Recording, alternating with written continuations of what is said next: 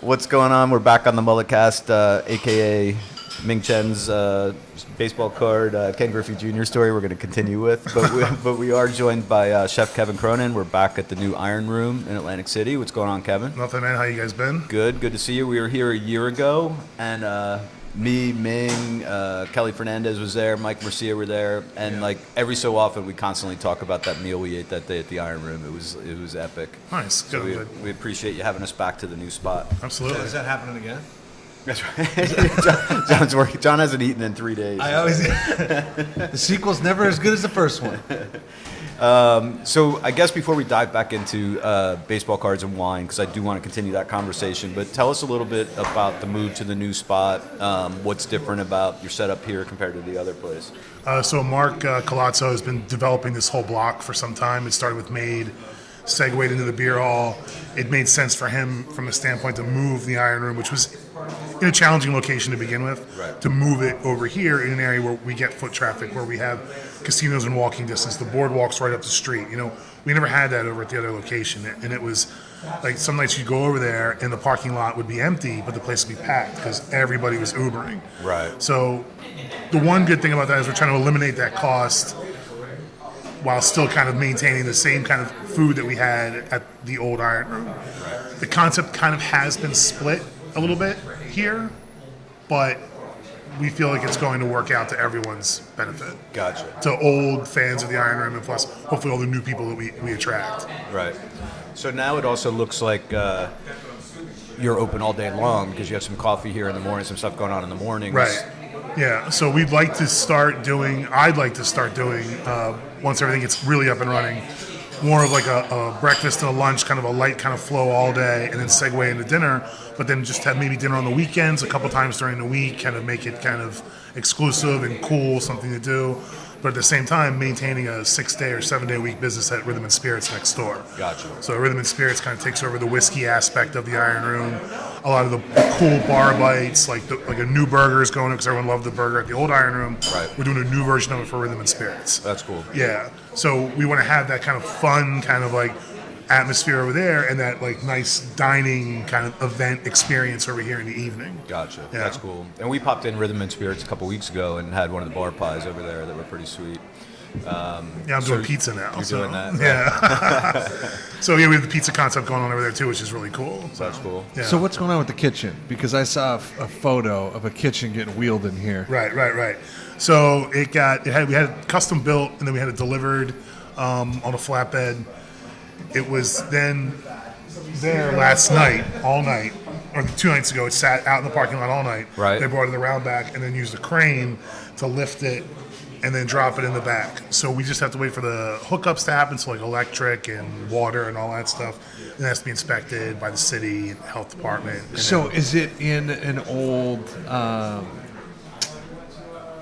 it's a shipping container. It's A shipping container. That's A what I- giant so shipping why couldn't container. I find the word shipping Right. container? So is it in an old shipping container? And you guys Yeah. are going to raise it and put it on the back of this building, or put it on? It's already on a concrete block out back. That's crazy.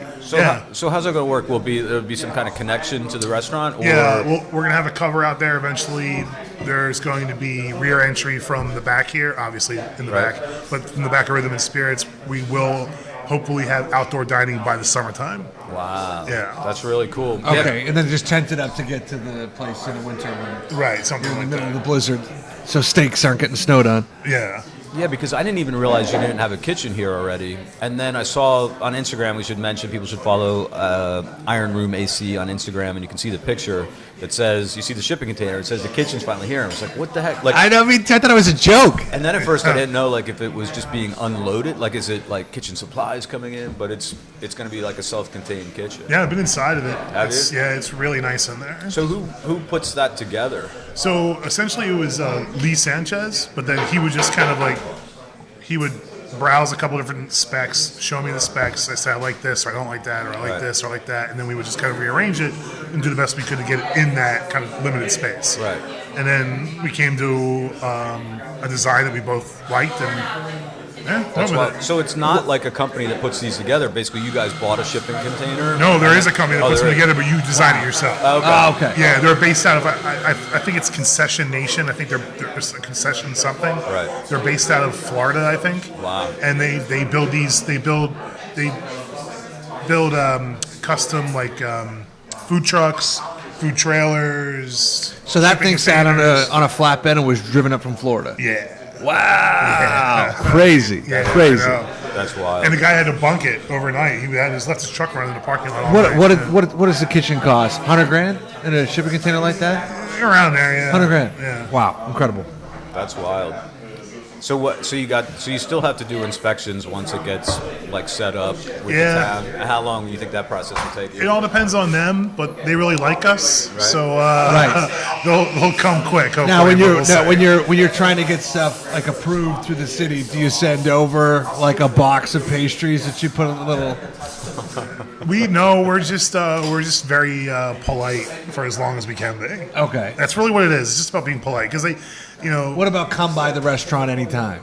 we usually like to have a set time and so do they. Oh, Because okay, they work, okay. they work, especially with the health inspector and the food inspector. Yeah. They work weird hours. Like they don't go to work till they almost work like chefs or cooks hours. They go to work sometimes at 6:00 at night. Right. Because they want to hit you with this stuff in the middle of your dinner. They want to get you right in the middle of Yeah, because they know that everything Right. is nice and pretty until dinner happens. Right. And even like Anthony Bourdain's written about that, and other chefs have talked about that. It's like everything's nice and beautiful and pretty up until the moment Till the shit hits ticket the fan. starts coming in, Yes. and then all of a sudden it's like you got something sitting out for 40 minutes, you got something over there for half an hour. That's Right. over reduced. Hit it with water, you know.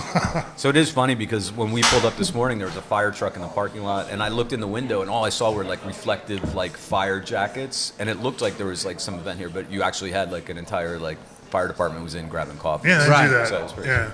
So you're obviously getting people are excited you're in the new neighborhood as well. Yeah, absolutely. I guess what I was trying to get at was like, how do you grease palms around here? But I guess you danced around it. I'm sure that's never happened in Atlantic City, right? Like, no palm greasing going on. I'm just I'm a simple guy from Cape May County, and Oh, so you're from around here? oh yeah, I live like 20 minutes south of here. Oh, okay, cool. Yeah. Oh, that's real cool. That's cool. All right, so let's pick up what Ming was talking about a little bit. You carried over the wine Right. from the old Iron Room. Obviously, you were known for wines over there as well. Right. And the cocktails you touched on will be next door at Rhythm and Spirits.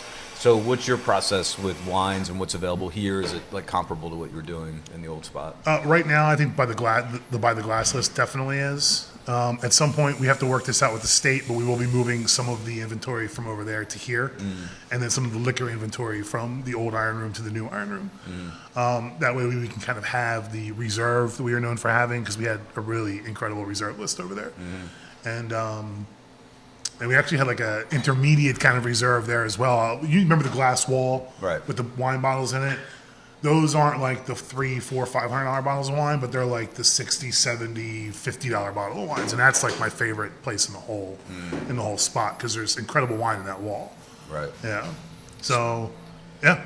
So you're going to build like a shipping container, like wine cellar outside? Maybe? I don't know what Stack them up? I don't know what we're gonna do. We've been trying to find ways to kind of get the reserve over here and really just kind of display it somewhere in here. Right. But it needs to be temperature controlled. So we were fiddling around with maybe like cutting the bathroom in half. Like we don't know. We just have no idea. So Right. yeah. So what's the downtime been like for you? Like I didn't realize you didn't have a kitchen already. So like how long have you been out of the old place and what have you been doing like to get this place geared up? So we closed the old Iron Room on Labor Day weekend. Okay. And then we did a couple of small events in there 2 weekends after that. So it was like we did all like liquor. Tuesday nights we had half off whiskey, so we just did half off whiskey all weekend. And then I was doing kind of like omakase style plates where I was just kind of like throwing something together, whatever I had in the kitchen, and sending it out for like $8 or whatever, $7. Wow. So we did a couple of those events. They were And that's just to successful. get rid of inventory. Pretty much. Right. Yeah. That's pretty wild. And it's it's a little give back. Yeah, but it gets busy there initially. Then all of a sudden it's like, oh no, I don't have anything. Well, I have stuff, but I gotta like now start kind of like piecemealing like dishes together Right, and sending them out. That one's $5. Like, yeah. So That's we did really that. cool. So is a part of the kitchen being in a shipping container like, well, who knows if we end up moving this thing 3 years from now, and at least we've got the kitchen to roll with us? Yeah, I guess that's kind of it. I mean, it depends on what you move to. Like Right. if you double the size of the seating capacity, we're gonna need a whole new kitchen. Right. Gotcha. Yeah. So that's always the issue with that. The kitchen always. Or you could just straight out sell the kitchen. Yeah, you could. You know, Yeah, you could sell the kitchen incredible. or lease it or whatever. Yeah. That's right. So oddly enough, there's also a shipping container hotel. It's going to be opening like across the block, basically, in the future. Yeah. So have you noticed a big difference being part of like the Orange Loop compared to the old spot? Like, do you feel like a lot more in it, like being part of a neighborhood now? I do. Yeah, we definitely, because we can see it, especially on the weekends. You can see people kind of cruising up and down the street. A lot of like foot traffic. A lot of people looking for a place to park. They're like looking in here. We're not always open late at night. Rhythm and Spirits is open. The beer hall's open, and then Maid is open until like 10, 11 o'clock at night, depending on business. Right. So How many? What do you think the percentage is locals? And I definitely fluctuates some of the winter. well, I'd say in the winter it's probably like 80 Oh, to really? 90% locals. Oh, wow. And then in the off season, I'd say it's probably like 15 to 20% locals. Cool. Because the locals are really kind of hustling in the summertime. A lot of them either Sure. own their own business or they work in the service industry, so they're busy. They're Right. all busy, and they're looking to catch a drink at like 1 a.m. You know, Right. Yeah. So have you been doing? Are you preparing food right now for any of the spots next door, Rhythm and Spirits or the beer hall? Well, the beer hall has their own chef. That's Okay. Charles Soreth. He's a great guy. And then May Are you better than him? does their own. Huh? Are you better than him? That's subjective.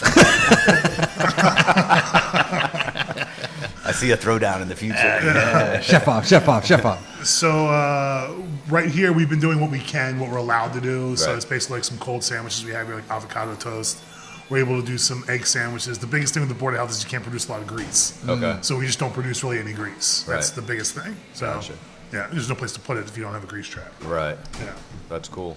It's all right. not, but yeah. Yeah. I mean, but Interesting's a better word. You're able to do something, like in the meantime. Yeah, we are, and people have been really receptive to what we have been doing, which is good. Right. And this is kind of what we want anyway. And like we're going to add some things once we get the kitchen. I'd like to do like a eggs dish, French toast, that kind of stuff, because there isn't really a good place in this immediate area to get a good breakfast. Right. You can get a buffet breakfast. You can go to like a greasy spoon, and if that's your thing. That's your thing. You'll never come here, But Right. yeah. So are you getting antsy? Like, is it hard for you not like having your spot? Yes and no. I mean, I bought a house, so I've been like kind of just tooling around my house for a little bit, so I get to do stuff like that. But Right. we've had a lot of events. See you soon. We've had a lot of events, and that's been really good. Kind of keep me on my toes a little bit. That's cool. Yeah.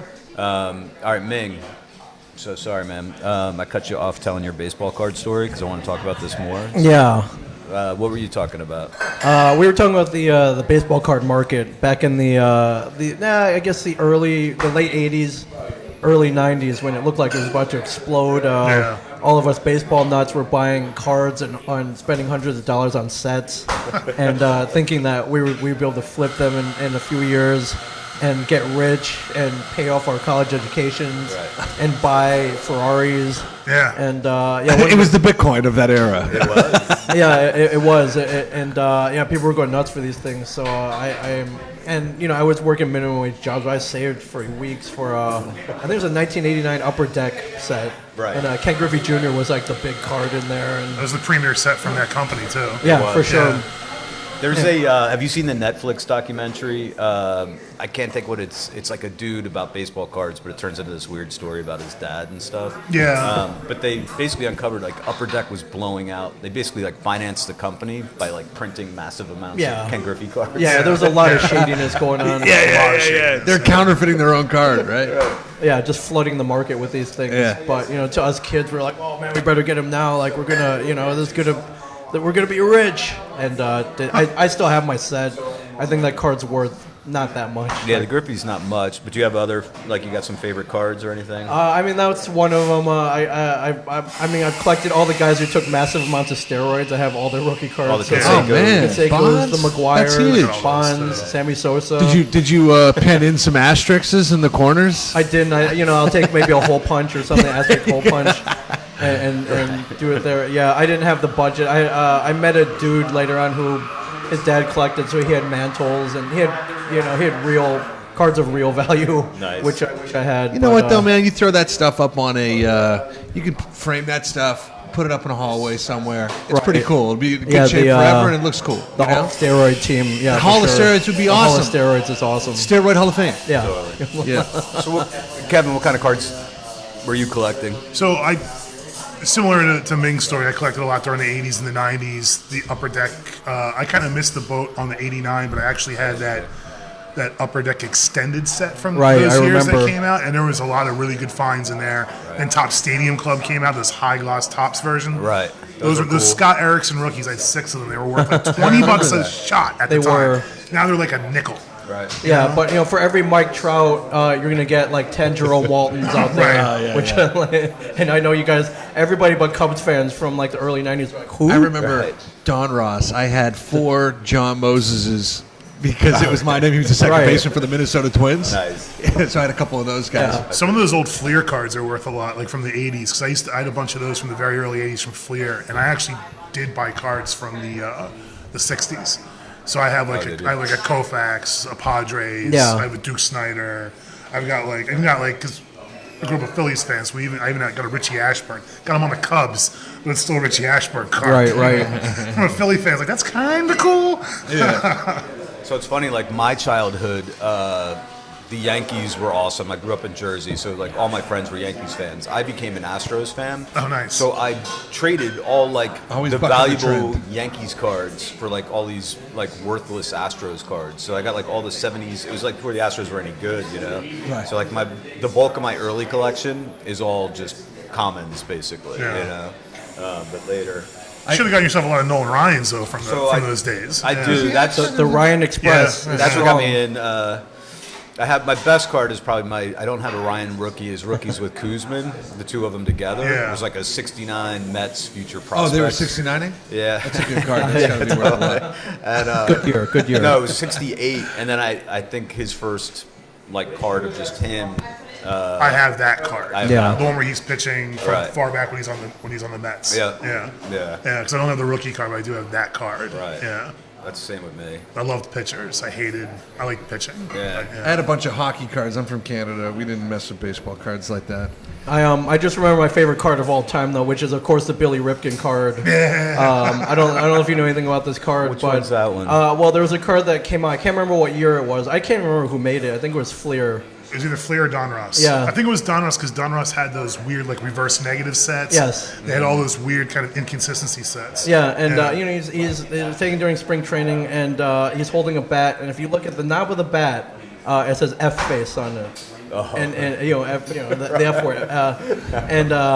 This got out into the public, and of course parents got all up in arms, and they had to Right. pull the card. Third generation ball player. Yeah, Baseball royalty. yeah. The card's out there. It's done. Right. As much press as his brother was getting for breaking, Lou Gehrig's record, that's his claim. That's his legacy now. That's awesome. Is that, and he claims he was like, "Oh, I didn't know. I just grabbed a bat from the rack, but it's perfectly positioned. It's not crooked or anything." He later came out and he's like, "I knew. I didn't think they were going to release it." And Yeah, then, you know they get caught. Right. yeah, and then later That's such a versions, great joke. they put like a black square over it, or there's one that looked like they put white out on it. That's It's awesome. just the story of that card is amazing. I don't That's, remember that one. That's actually that card should be like not only live on in infamy, but they should Yeah. be like blown up. That poster should be everywhere. Totally. It really should be. Yeah. There is a guy recently, and I wish I could remember what he did. He did something similar. He was like a minor league player, and he got called up briefly. But his goal was to do something goofy in his, when the photographers for the sports cards come Yeah. around, and he got it in, and I can't remember what it was. It was a funny one too. This is on a very scaled down level. My best buddy in high school went in and got a second headshot. Right. And this one, he slicked his hair back and had a leather vest with no shirt underneath. And he said his name was Donnie Brasco. And it got And in. I got in the yearbook. It was No so way. funny. Yeah. That is sweet. That's cool. So do you collect cards nowadays still? No, I don't really collect anything these Yeah. days. Yeah. I collect like pins. Yeah, you can find a lot of cool pins. I don't know why. I just Right. something like because I've always kind of collected things over the years, and collections can really get out of control Totally. or out of hand, Right. especially with space. So pins was like this perfect thing where it's like I can still collect things. It's vintage. I'm into that. That's another thing that looked pretty cool framed up. Yeah. You know, get a little glass case. I got like a Can add to Nixon. it. I have like a now more Oh, than real ever cool. Nixon. I'm like, there's also like some Jimmy Carters and Kennedys out there. They have the old like the ones you Oh, get the like clipped. the clipped ones. Right. And, Right. Yeah, really big Carter one. It's like that big. It's like Jimmy Carter now more than ever or something like that. Wow. It's like humongous. That's cool. So are you Got a getting pin right here. Oh yeah, there you go. I don't care. No. And I have pins from the movie They Live that say like obey and Oh, like those are cool, conform and yeah. Oh yeah. That is cool. I would love to get some just old They Live art. Like I've seen some like renderings of some stuff from They Live. It's Right. so cool, man. Just Such frame a it up. Longest fight scene in Hollywood history. Oh, don't I know it? I know. Don't I know? Sometimes when I'm watching that movie, I'm like, I don't know if I want to watch this 15-minute fight scene. Fast forward a little bit. Yeah. It's so great. South Park, I think, did a spoof on that Oh, that yeah. scene from They Live with a fight scene. Yeah. That's awesome. Ming, you don't collect anything, do you? I've been known to dabble in collecting. I think you just put a quota. Collections can get out of hand. I know that all too well. Yes. Yeah, Funko Pop figures, movie props, movie prop replicas. You name it. We stuffed it in our podcast studio. I was collecting STDs for a little while in the early 2000s. Wow. I'm glad you're not collecting those anymore. Some things you got to let go. Some things you gotta let go, or cure in this case. So yes. Nice. And I recently started collecting, well, not recently, but I've been picked up my vinyl collection again. Oh, that's Because cool. all my CDs are gone. Right. So I have all this extra space now. So I was like, let's fill it up with vinyl. Right. Yeah. That's So cool. do you have you got a player in the house? Yeah, I have a record player, and like if there's something I like, I'll buy it. I go to a lot of the same place I get the pins. Coincidentally, you can get old records. Oh, really? So you can just sit there and sift through old records and old pins all day. And that's cool. It's a lot of fun. That your mustache screams record collection. Yeah. That's right. What kind of record player you got? You got a vintage one or? No, I I don't even know what I have. I had one basically because I wanted to be able to take some of the analog and record it to digital. So I just picked up one that could do that. Oh, it's cool. So I think that once I get everything kind of set up, I'll have something a little bit more kind of. I had an old one, but it was broken, needed to be rewired, and I just was like, you know what? I just need this. Let's put this on here right, now. So, That's cool. Favorite record growing up? Me, like the first record I really remember saving up money to buy, and it was an expensive one because it was double album, was Kiss Alive 2. Like I was stoked for. I remember one Christmas I got Ace Frehley's solo record, which I was happy about, but I really wanted Alive 2. So going out and buying that was pretty awesome. The record I probably played the most was my dad's Saturday Night Fever record. Nice. Me and my buddies would get so stoned and listen to that record and try and have dance-offs, you know. That's cool. What do you got? I don't know. I know what I liked when I was a kid that transferred over today. I'm trying to think of the first record I ever saved up for, and I don't know. It was probably a cassette tape. So Right. I'd probably have to say, because I'm still a huge Kinks fan. I've been a huge Kinks fan my entire life. Me too. So it was probably Power Man, just because Lola was on it when I was a Right. young kid. I used to love that song. So That's cool. Yeah. That's awesome. I remember getting. So the Kinks, like I grew up. The records I grew up with were all my parents' records. So it was like Right. Beatles, Kinks, Who, Every Beatles. and then Springsteen.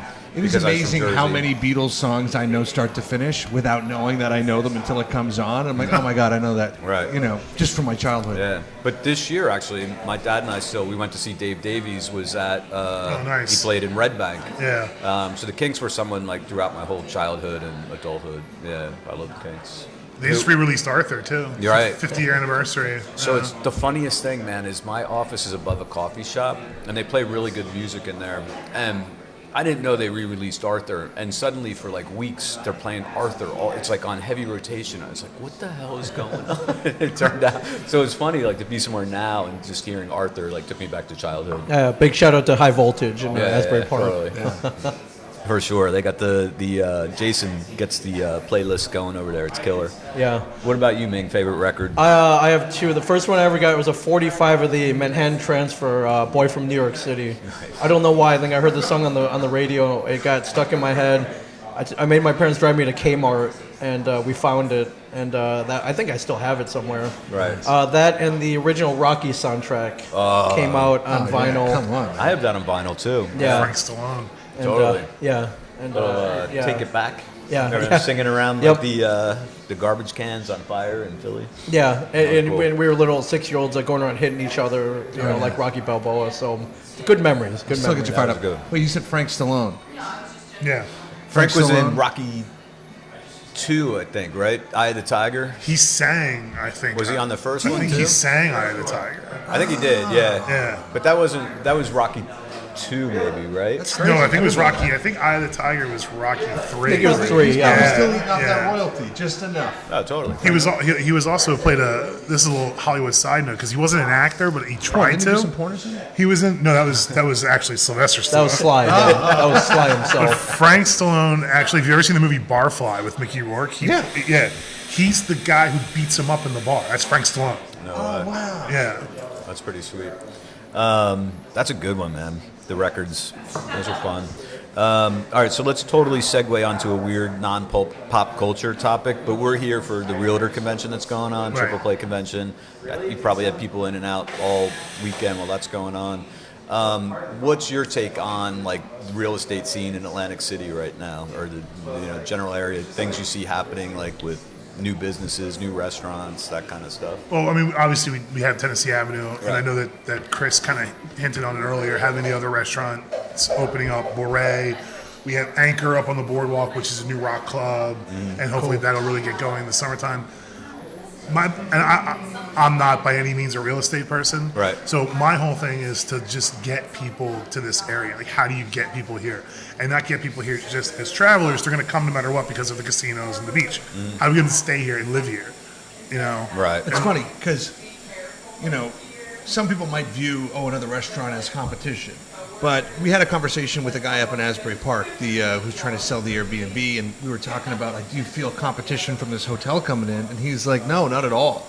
In fact, this is what will drive more business here. Like when you go on a vacation, you don't go to a place with only 1 or 2 hotels. You go to a place that's flooded with hotels because they have the most to do. Yeah. So it's almost like, oh, let's go down to that area of town that's now known for great food. Right, totally. Yeah, I mean, and you mentioned like Bourrée across the street. You guys, and I don't know, like your involvement in it, but I thought it was interesting. Like the Orange Loop website, it seems like all businesses in the area kind of joining together to promote like the Orange Loop as a destination. Yeah, they want to promote this whole area as as a walking area. Right. And if we had an apartment building over here, it'd be really great. Like a really nice apartment building for people to rent or buy. Right. Then the whole area would be, crowded. Right. And we would have all that necessary foot traffic, even more of it. We would have regulars in the coffee shop, regulars for breakfast, regulars at the beer hall. We do, but real regulars, like neighborhood regulars. Right. Like where I live, there's a bar and restaurant 30 seconds down the street from me in a car ride. I worked there as a kid. I know everyone there. Right. So that's where I go. That's cool. You know? So why can't you have something like that in the city? You do in New York, you do in Philadelphia. Yeah, you have it in even in smaller cities like Atlantic City, Asbury Park, it's the same way. I remember when Asbury Park was like nothing. Right. And now it's like this great built up like jewel of like the Jersey Shore. Tons of stuff to do, great food. Right. Fun events. There is a movie that has some Indian kid in London going to Asbury Park because of Bruce Springsteen and all that stuff, right? I didn't see that, but I know what you're talking Yeah, about. but I mean, what a great commercial. You know what I mean? Yeah, it's weird because he's like, Mom and Dad, I have to do this. I'm like, you might want to pump the brakes on your whole future. I got to go to American Asbury Park. So many people at Asbury Park are like, I got to get out of here. Yeah, it's like, we get it, you like Bruce Springsteen, but don't ruin your life over it, son. Plan a trip, kid. Yeah. That's cool. Yeah, I love that. So, I mean, have you noticed a change since you opened the Iron Room originally? Like, have you seen things, like, what's your take on the city and what's happened since that time frame? Well, you guys were a little bit of like pioneers. Could you say that?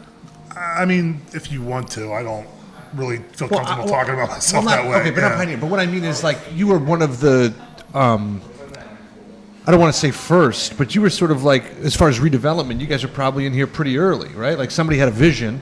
Yeah, I'd say that, Mark Colazzo came in, he had the vision to kind of do this. Just as you said, Mark Colazzo came in, he walked in. He had the vision to kind of, turn the city around, and it started with the Iron Room, moved over here. Well, there you go. Well, that's what I mean. Yeah, I don't mean pioneer in some like bougie type of way. Like, I just mean like you guys were, early on the forefront. Yeah, right. And then other places kind of like, you could see culinarily, some other restaurants starting to kind of do different things, Ah. kind of maybe step out of their kind of creative comfort zone for a little bit. What's up, man? And then when you have places like How's it going? Cardinal Bistro opening in Ventnor, and then you have Bouret, the New Orleans style place over there, and kind Cool. of you're seeing people kind of step out of the box a little bit. That's awesome. Yeah. And even places that have done well for a long time that nobody really knows about, like Kelsey and Kim's, are now starting to get more exposure all of a sudden. Sure. So, which is really good. Yeah. Yeah. And Kelsey's and Kim's. It's funny because you mentioned Atlantic City. Like I've mentioned Atlantic City. Like, oh, I'm going to do shows here. I'm, staying at the Showboat. Like just to people even up in Monmouth County where I live, and they're like, oh, Atlantic City. Like it's still got like a negative reputation around it, but it seems like it's starting to grow out, and maybe that's starting to change. Yeah. It's kind of cool. It's probably like the next level of development is like non-casino related, right? Like Right. Things like your restaurant. That's what it other has things to that be. bring people in. Yeah. Yeah. Because the casino has just always been one of those places you can be ushered in and out of. Right. So it doesn't really necessarily matter what's happening around it. Right. You know what I mean? As long as you can kind of just be kind of put in that place, you can sleep there, eat there, shower there, and be entertained there. Sure. catch a show. I've spent a week at the Borgata a year and a half ago. I don't think I left the Borgata. Right. The entire time I was there. I was doing shows, right? But I don't think I left. I think I walked underground and pushed my kid in a stroller to like the neighboring casino, but that was it. You know, And I walk on the think- boardwalk at all? Nothing. No. Yeah, yeah. But I think from a sustainability, He I don't think burns. He boardwalk- doesn't stand. I think from a sustainability standpoint, though, like for the city itself, this is what has to happen. Because totally, yeah. the boardwalks are going to go up and down with the economy to some Right. extent. Yep. No, that's Yeah. true. All right. So I know it's hard for you to put a time frame on things because you're dealing with like city inspections and stuff. What do you think's like kind of reasonable time frame for when people should gear up for like I'm gonna go have dinner at the Iron Room? I think we're really kind of looking to New Year's Eve kind of being the first big night. We might do some that's kind close. of soft stuff in between now and then. That's Okay. really about it. That's cool. So you have something announced for New Year's Eve already? People Yeah. could go to? Okay, There's a cool. menu out there. Is there? They can Sweet. see it on the website, Facebook. Cool. Remember to go to social media before you call us. That's right. Go Yeah. to. I don't like phone calls. All right, sweet. So that's So that menu, what's on that menu right now? It's more like a greatest hits kind of thing from the old Iron Room. Okay, cool. So we've got the bacon on there. We've got the mac and cheese on there. I'm doing the Kentucky Fried Quail with the arugula salad. We've got a different version of the hanger steak. Oh man, you're speaking my language right now. Bacon Plus, and we're mac and doing cheese. I forget what fish I'm doing, but we're doing it with the dauphinoise and the tomato broth. And we do stay out of chocolate now because of Made. Right. It really just kind of doesn't make any sense Yeah, when yeah. we're making bean to bar over there. Right. So we're doing like a cereal milk creme brulee, cereal cream creme brulee. And then we'll be doing a bread pudding, which people loved over at the other Iron Room. So, Oh, cool. that's Yeah. cool. So do you incorporate some of Made stuff into your? Are you gonna? Oh, like, for sure. Collaborate Yeah. with them. Yeah, we basically? do Made we'll do like a chocolate tasting over here. We have it available for retail. Sometimes people in the evening, it's like, hey, if they just want some chocolate, we do a chocolate tasting for them, or we'll get desserts from them to do here. But Cool. mostly, it's like a party oriented thing. So if you rented this out, Right. you would have access to our food and then chocolate from Made, That's cool. and then maybe do brownies or cookies or whatever they do. Awesome. Any goals for 2020 for you other than kicking ass here at the new location? I mean, as far as the business is concerned, No, you personally. It could be business. could Finishing be- that house. yeah, Yeah. I just kind of want to get some things at my house kind of squared away. That's Yeah. really just the biggest thing right now. Yeah, How's your kitchen at your new house? it sucks. Does it? It's all electric, which I can deal with, except for waiting for water to boil. That's Right. the worst part about electric. Right. So I'm gonna try to have gas run in. I'm gonna see what that's all about. That's cool.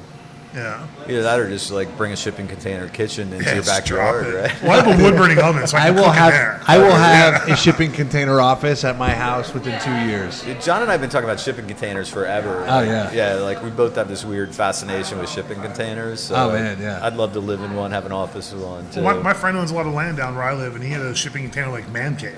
Did he? That's yeah, pretty you cool. open it up. There's couches in there, electric out there, TV, space heater. That's killer. And then you seen those? Have you guys ever heard of those dumpster pools? No. So they would take old dumpsters, clean them out, line them, fill them with water, and put like a filter in there. No and like way. in Brooklyn or like in Queens or something, you can just be hanging out at like a beer hall or a coffee shop or whatever. There's a the dumpster dumpster. pool out back or or out in the street or something like that. It's wild. That's I awesome. was like, that's got to be a cheap way to have a good time. Oh man, At your build house. a deck right up around it, slip in and out. But there's no shallow end. It's like you're always in like 10 feet of That's pretty- dumpster water. That's pretty insane. I did see someone living in a dumpster, like they converted it to Yeah, apartment. me in too. It Brooklyn, was so too. dumb. Yeah. Yeah, that's pretty awesome. All right, cool. So everyone check out ironroomac.com. Follow the Iron Room on Instagram at ironroomac. Get here for New Year's Eve. That sounds like an awesome menu. And I guess like entertainment probably next door at Rhythm and Spirits. Yeah, so we're gonna have we're working packages for the entire evening. So depending on what your plans are, we're trying to be as convenient as possible. So you want to eat early, going to a party later, or maybe you have tickets to an event somewhere in town. Right. We want to get you fed and get you out. Cool. You know, obviously, so you can be at your place. Obviously, by the time you want to be. Right. And then we're also offering a late night package here. So if you want to eat at like let's say 10, you can have your New Year's Eve dinner here with your significant other, a group of friends. Right. Go next door. I think it's like an open bar that's included with it. That's cool. And maybe some late night bites. Or count it or down. significant others for all the Big party. polyamorous people that are listening. We don't want to disclose Or the you. self-coupled people, whoever they are. That's how I'm rolling, I think, this year. That's pretty sweet. All right, Kevin, we appreciate you coming in. Absolutely, man. Also, everyone follow Kevin, Zero Mind, on Yeah, man, Instagram yeah, as man, well. yeah, man. Thanks very much, and Thanks, good luck guys. with the new spot. We appreciate you talking to us Yeah, no today problem. and Absolutely. hosting us here. Yeah, man. Right on. Thanks, man. Yep.